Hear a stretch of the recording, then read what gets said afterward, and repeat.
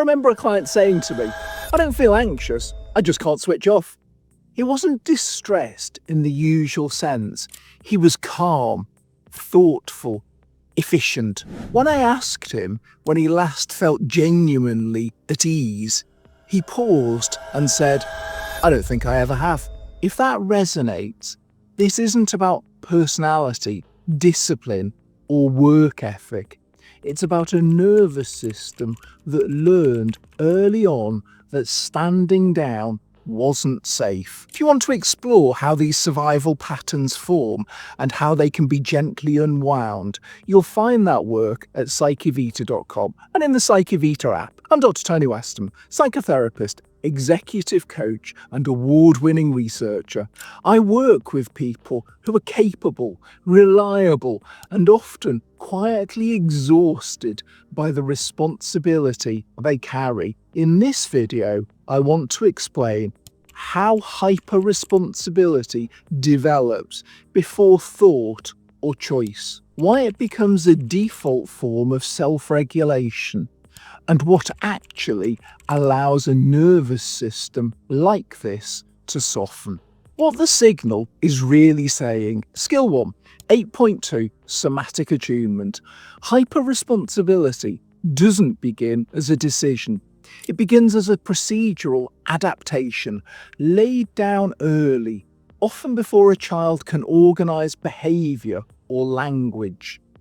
In some families, adults were emotionally absent, overwhelmed, immature, inconsistent, preoccupied, or simply not developmentally able to contain a child's needs. Not always malicious, often struggling themselves.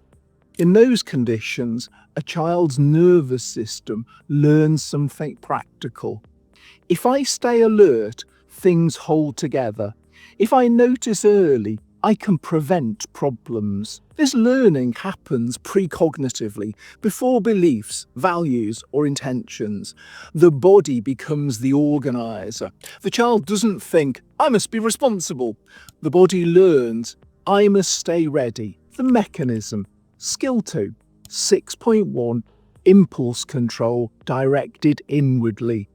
What looks like competence in adulthood often began as premature self-regulation. The child inhibited impulses to rest, to play, to depend, because there was no reliable external regulator. Over time, responsibility becomes the way the nervous system regulates itself. This is why hyper-responsible people often struggle to relax, feel uneasy when things are quiet, experience guilt when they stop, feel vaguely on edge, even when life is going well. The system never learned how to hand over.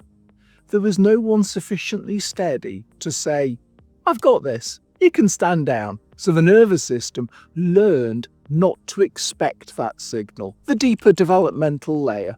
Skill 3, 3.4, Healthy self-worth.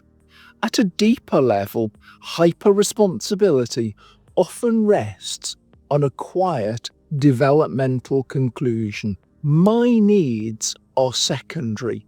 My value lies in being useful. This isn't a conscious belief, it's the outcome of growing up where attention arrived when you were competent. Calm followed when you were helpful.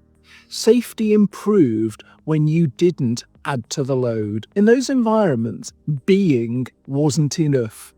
Contribution became the route to belonging.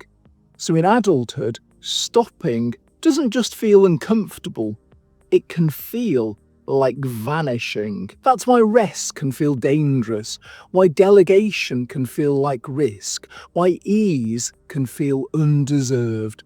This isn't vanity or control, it's a nervous system that learned too early that existence required effort. Integration.